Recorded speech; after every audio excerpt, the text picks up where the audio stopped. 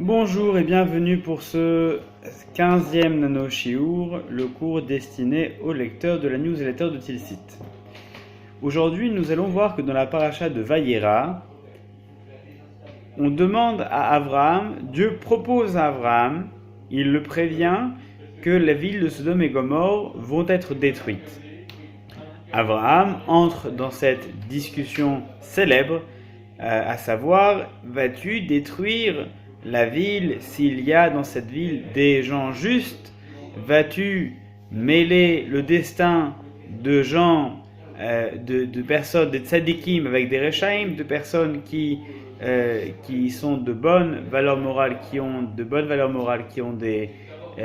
valeurs de vie intéressantes, avec des personnes qui au contraire sont des personnes de petite vertu? Est-ce que vraiment on va mélanger ces personnes-là? Est-ce que parce que certains ont fauté, tout le monde va être puni de la même façon? Et Dieu lui répond, non, effectivement, si tu arrives à trouver parmi cette assemblée des personnes qui méritent d'être sauvées, qui effectivement se comportent d'une façon simplement, qui se comportent humainement, alors dans ce cas-là, je les sauverai. Alors Abraham dit, mais s'il y a 50 personnes parmi cette assemblée, s'il y a 50 personnes qui valent le coup, est-ce que vraiment tu pourrais détruire, toi qui représentes la justice, est-ce que tu pourrais détruire ce groupe? Mais non, pour 50, je ne détruirai pas. Et Abraham, effectivement, comprend qu'il n'y a pas 50 personnes qui valent le coup d'être sauvées. Alors, il essaie de trouver de nouveaux arguments en avançant. Et s'il y a 45, si seulement 45 personnes sont des personnes qui sont valables, est-ce que tu vas les sauver? Est-ce que tu vas les laisser périr avec tout le monde? 45, eh bien, je ne détruirai pas les villes. Après, on descend à 40, à 30, à 20, et à 10, tout s'arrête. À 10, lorsqu'Abraham voit qu'il n'y a même pas 10 personnes dans cette ville pour arriver à sauver la communauté, cette communauté de Sodome et Gomorrhe, eh bien, Abraham s'arrête, et le texte nous dit, Dieu s'en alla, et Abraham retourna à sa place, là où il habitait. C'est vrai, on peut toujours se poser la question, mais s'être arrêté à 10, à quoi est-ce que ça correspond? 10 personnes, c'est l'assemblée minimum pour pouvoir constituer, c'est le nombre de personnes minimum pour pouvoir constituer une assemblée. Et s'il n'y a pas 10 personnes qui représentent une assemblée d'hommes justes, eh bien, il n'y a pas de quoi sauver le reste de ces villes-là.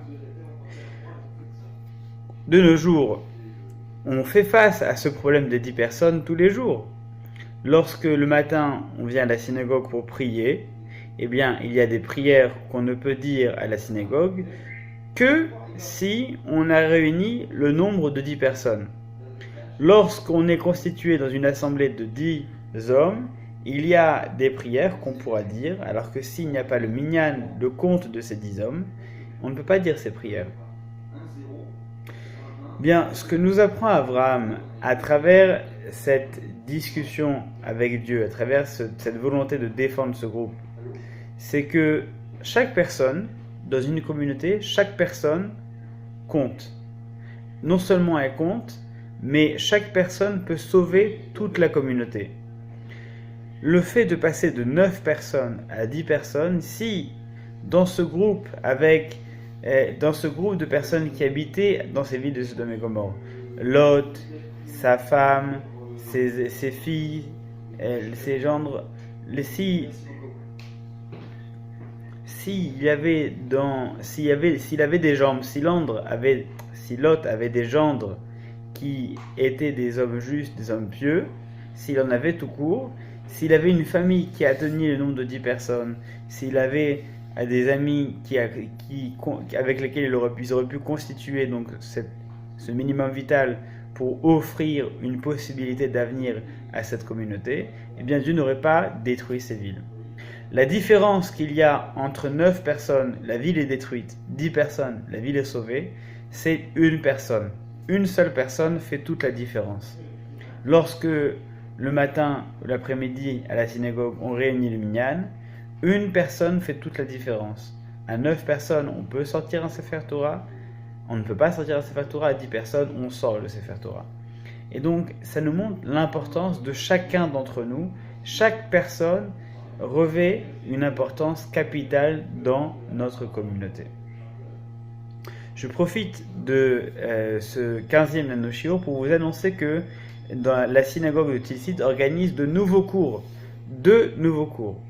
Le premier sera le lundi soir, un cours de Chavruta, c'est-à-dire qu'on viendra se rassembler par groupe de 2 personnes. Et avec ce groupe de 2 personnes, on étudiera un sujet, des textes choisis. Et le cours sera conclu par une étude collégiale et conclu donc par une réflexion autour du texte commune. Et le deuxième cours, c'est le cours du mardi soir, une semaine sur 2, qui est un cours de pensée juive qu'on organise dans différents endroits. Hier soir, par exemple, c'était dans un café dans le centre de Lyon. Avant cela, c'était la synagogue avec des pizzas. Et donc, on essaie de trouver des endroits sympathiques pour pouvoir donner ce cours. On espère que vous y retrouvez très nombreux. À vous tous, Shabbat Shalom et à la semaine prochaine.